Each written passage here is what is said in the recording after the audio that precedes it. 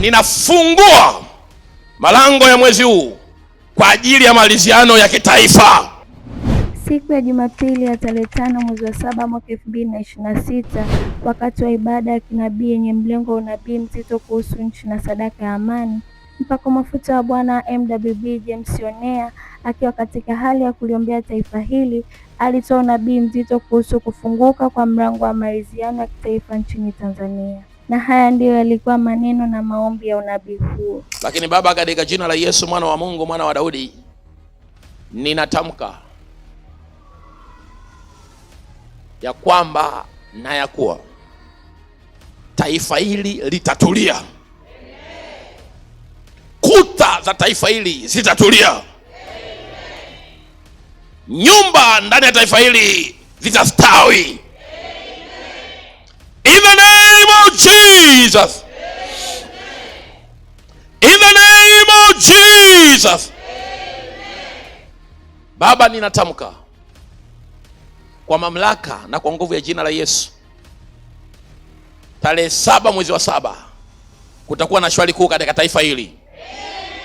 In the name of Jesus. In the name of Jesus.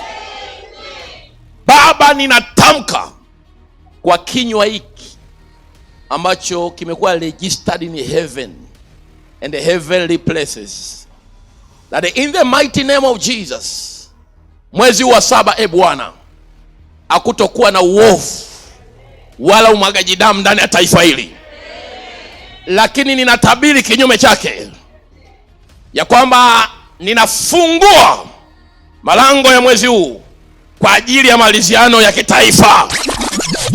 Ya kwamba ninafungua malango ya mwezi huu kwa ajili ya maliziano ya kitaifa.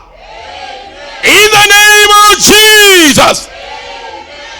Basi mtu wa Mungu, ikiwa ni siku 4 tu baada ya mtumishi wa Bwana MWB James Onea kutoa unabii huo, tumeshuhudia utimilifu wa neno hilo la unabii sehemu ya kwanza. Kwani siku ya Alhamisi ya tarehe 9 mwezi wa 7 mwaka 2026 kumetokea tukio la maridhiano ya kisiasa kati ya vyama vikuu vya Zanzibar, yaani Chama cha Mapinduzi na ACT Wazalendo, yalifikiwa rasmi baada ya viongozi wa pande hizo mbili kusaini tamko la pamoja.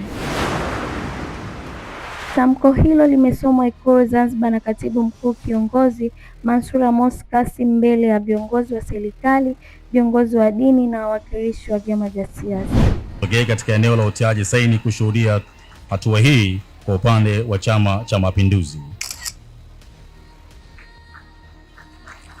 Naomba tupige makofi mengi. Hafla hiyo pia ilihudhuriwa na Rais wa Jamhuri ya Muungano wa Tanzania Dr. Samia Suluhu Hassan, ambaye naye alisema ya kuwa staha na maridhiano si udhaifu, bali ni ukomavu wa kisiasa unaojenga misingi ya umoja na kuheshimiana. Ni ishara kwamba viongozi wanaweza kutofautiana kwa hoja, lakini wakakubaliana katika mambo ya msingi ya uendeshaji wa nchi, kujali maslahi na ustawi wa wananchi na nchi kwa ujumla. Mwelekeo huu wa kiungwana tulioshuhudia leo unafungua ukurasa mwingine katika kuimarisha umoja, amani, utulivu na mshikamano wa wananchi wa Zanzibar na Tanzania kwa ujumla. Hakika jitihada hizi zinapaswa kuendelezwa na kuenziwa. Hakika huu ni utimilifu wa unabii wa kiwango cha juu sana kitaifa, na hii ni sehemu ya kwanza utimilifu wa neno hili la unabii. Sasa tunangoja utimilifu wa unabii huu sehemu ya pili, kwa kuona maridhiano ya kitaifa upande wa Tanzania bara.